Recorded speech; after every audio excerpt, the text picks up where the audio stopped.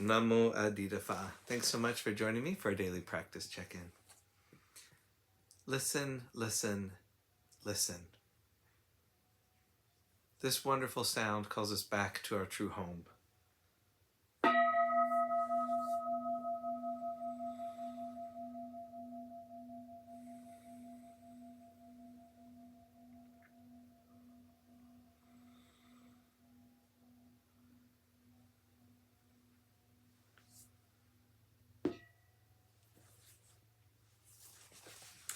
The third mindfulness training.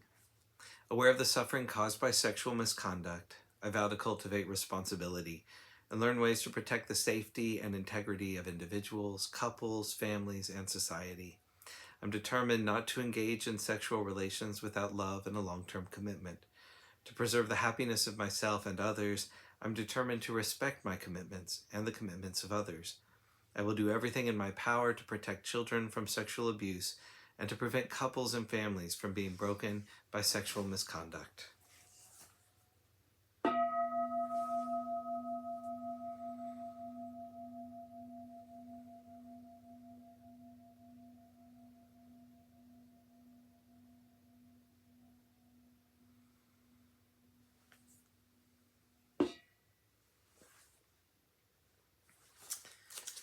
For our Dharma lesson, we've been reading More Than Mindfulness, Widening the Field of Practice by the Monastics of the Thai Forest Sangha.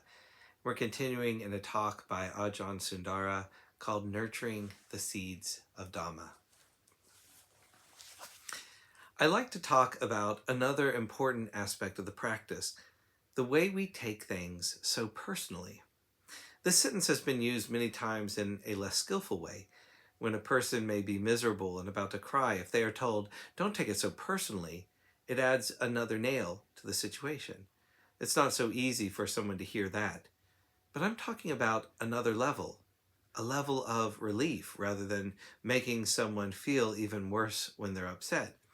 The level of relief is that we do not always acknowledge the fact that our mind is not ours. The mind is not us.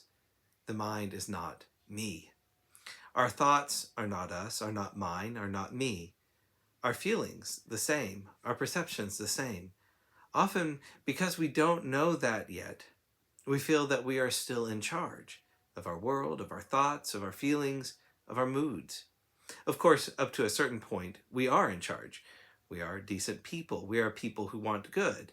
And we have a degree of responsibility in what we do. But this degree of responsibility that we carry around can make the mind feel very heavy.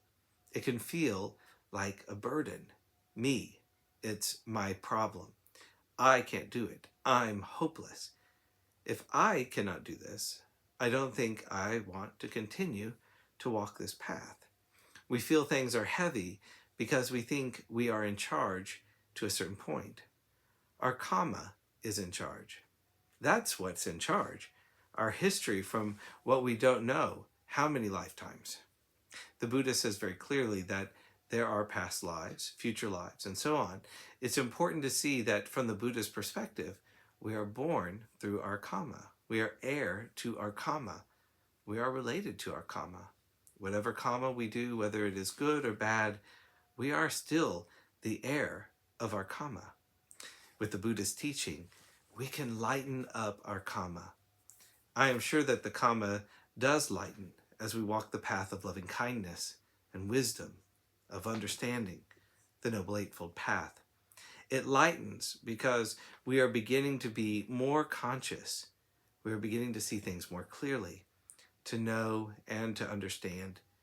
That makes our mind much lighter. We experience the confidence that we have finally found a way to walk through life with good eyesight. Mindfulness is like a good pair of eyes. It sees and knows with clarity.